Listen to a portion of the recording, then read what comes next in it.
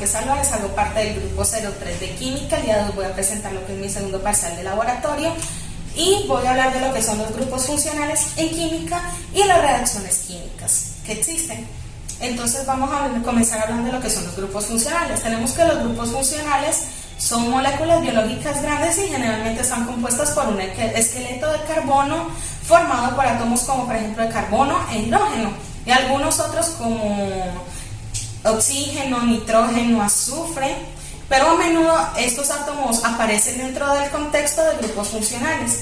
Los grupos funcionales son motivos químicos o patrones que se muestran una función consciente, o sea, propiedades y reactividad, independientemente de la molécula exacta en la que se encuentran.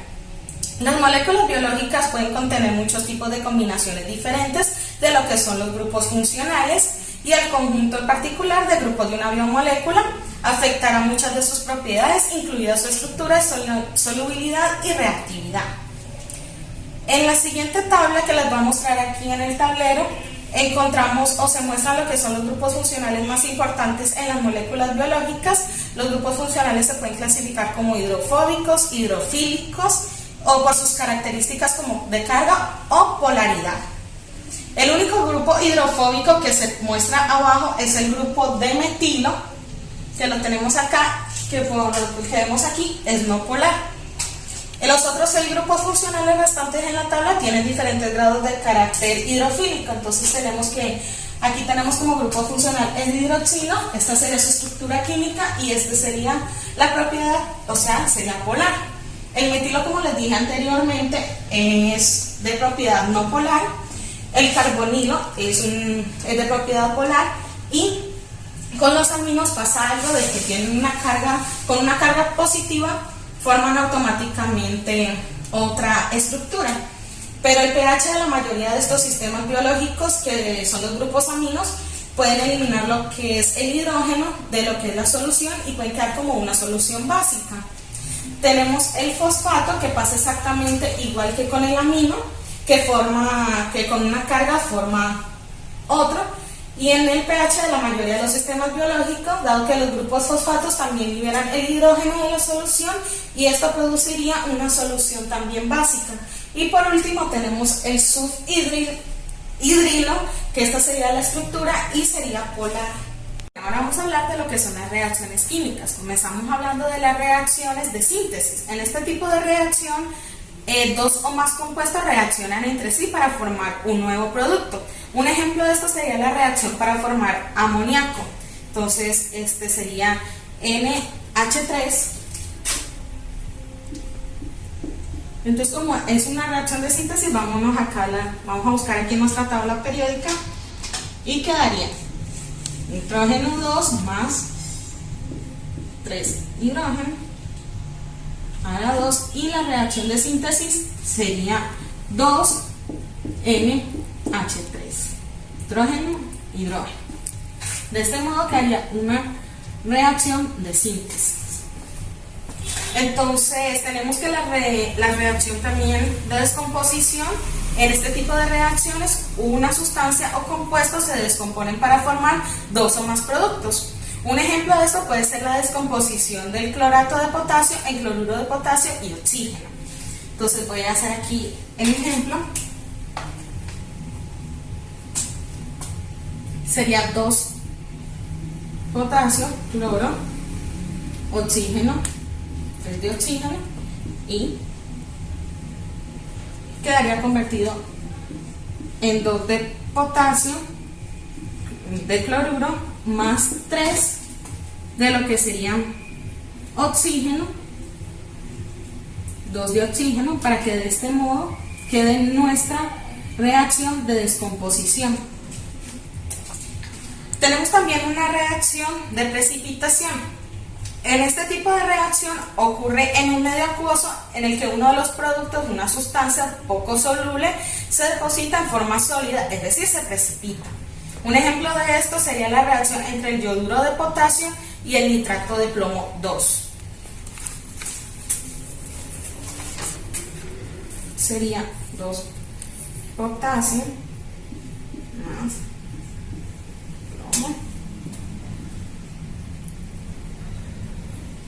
sería, de este modo sería lo que sería la reacción, y de este modo sería la reacción química. Quedaría entonces 2 KNO3 más plomo a la 2. Este sería lo que sería el resultado de la reacción. Entonces ahora tenemos lo que son las reacciones de combustión.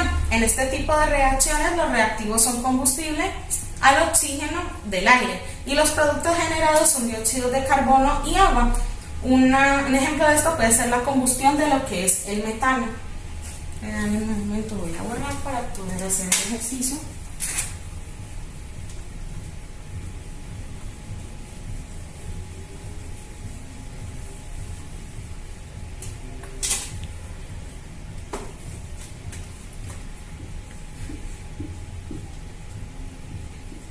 Más 2 de oxígeno, y la reacción entonces quedaría, pero la voy a copiar de aquí abajo para que sea un poco más clara, quedaría CO2 más 2 H2, que sería agua.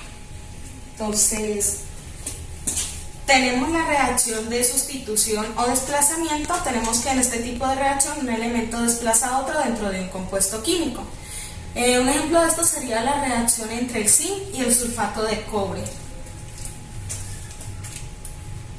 que sería zinc más CO4, y nuestra reacción quedaría Q más ZnSO4. Podemos observar cómo un elemento desplaza a otro cumpliendo con la regla específica de lo que son las reacciones de sustitución o desplazamiento. Tenemos ya por último la reacción de doble sustitución o doble desplazamiento. En este tipo de reacción existe un intercambio de elementos de dos o más compuestos. Un ejemplo de esto podría ser la reacción en que se forma el cloruro de sodio.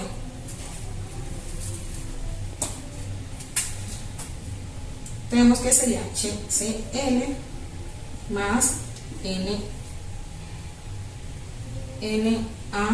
NaOH, y nuestra reacción, como dije, quedaría formando cloruro de sodio, HCl más H2O.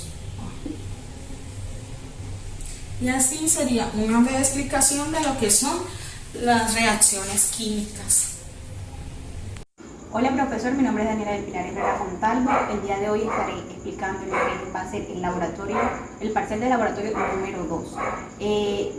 Voy a hacer una reacción ácido-base para obtener una sal. A ver, antes que todo vamos a recordar que son las sales, la ácido-base. Bueno, recordemos que un ácido es una sustancia que libera iones de hidrógeno cuando se disuelve en agua. Una base es una sustancia que puede aceptar iones de hidrógeno en el agua y puede neutralizar un ácido. Y una sal es una sustancia resultante de la reacción entre los ácidos y las bases. Entonces, ¿qué es una reacción ácido-base o reacción de neutralización? Es una reacción química que ocurre entre un ácido y una base, haciendo y dando como resultado una sal. Bueno, para este experimento lo que vamos a necesitar es una botella de plástico, un embudo, pero como no tenemos embudo hicimos uno de papel, vinagre, globos y bicarbonato de sodio. Antes que nada vamos a llenar la botella con el vinagre.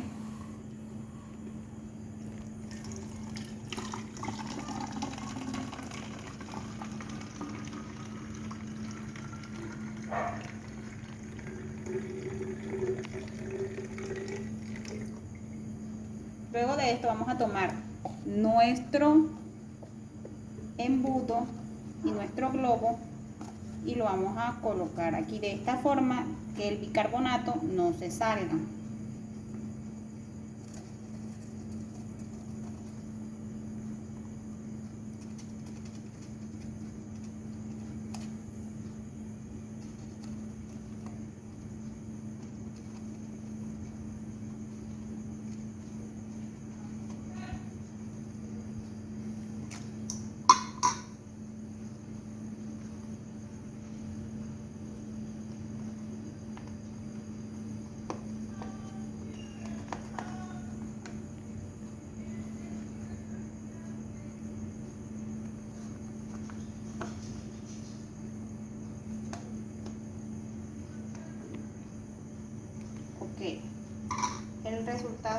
importante lo vamos a dejar aquí. Después vamos a tomar la punta del globo y la vamos a insertar en la boquilla de la botella.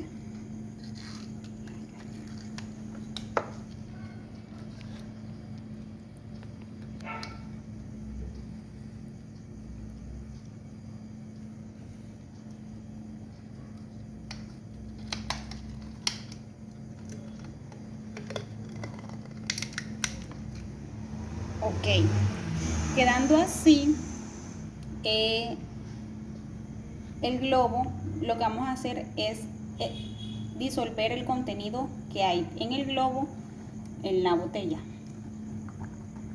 En el interior de la botella se ha producido una reacción de neutralización entre el ácido acético, compuesto químico responsable de la acidez del vinagre, y el bicarbonato, que es una base. Es decir, se ha producido una reacción ácido-base en la que se obtiene una sal neutra, acetato de sodio, que es lo que aparece al interior de la botella, agua líquida, CO2 o dióxido de carbono, que es el gas que burbujea. Este gas tiende a extenderse hacia la boca de la botella, produciendo que el globo se hinche espontáneamente.